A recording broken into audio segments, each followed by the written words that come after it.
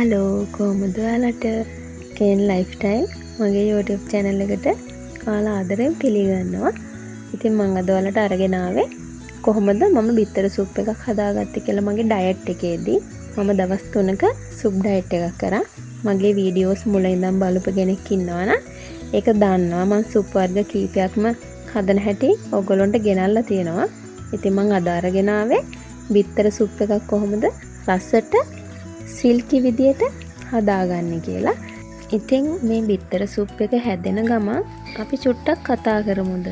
ඕගොල්ලෝ කැමැත්තෙන් ඉන්නවද බර අඩු කරගන්න? ඒ කියන්නේ කෙට්ටු වෙලා ලස්සනට ඇඳුම් අඳින්න.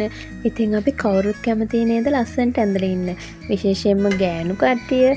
ඉතින් ඒක තමයි ඕගොල්ලෝ ගැන හිතන්න.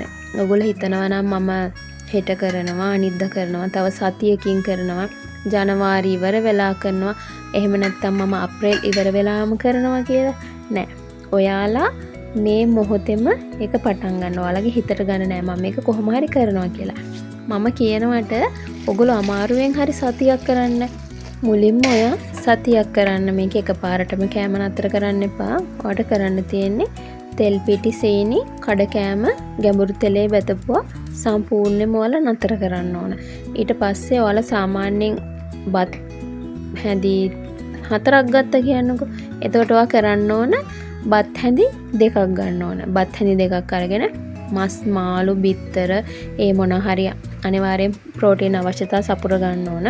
එතකොට එළවලු හොඳට ඔයගොල්ලෝගේ කෑම වේලට එළවලු එකතු කර ගන්න ඕන. ඒ වගේම කොළමැල්ලුමක් නම් අනිවාර්යයි. ඉතින් ගොඩක් අයට ඩයට් එකේදී තියෙන ප්‍රශ්නයක් තමයි කොණ්ඩේ යන එක. කොණ්ඩේ හොරු පිටින් යනවා කියනවා. මගේ ගෲප් එකේ කීප දෙනෙකුටත් මේ ප්‍රශ්නේ තිබිලා මගෙන් ඇහුවා. ඉතින් අපිට එහෙම වෙන්නේ අපේ ඇඟට අවශ්‍ය පෝෂණය අපේ ඇඟට ලැබෙන්නේ නැති නිසා. ඔයාලගේ ඇඟට අවශ්‍ය පෝෂණය හරියට දුන්නා නම් ඔයාලට මේ ඩයට් එක එහෙම කිසිම අමාරුවක් නැතුව කරන්න පුළුවන්.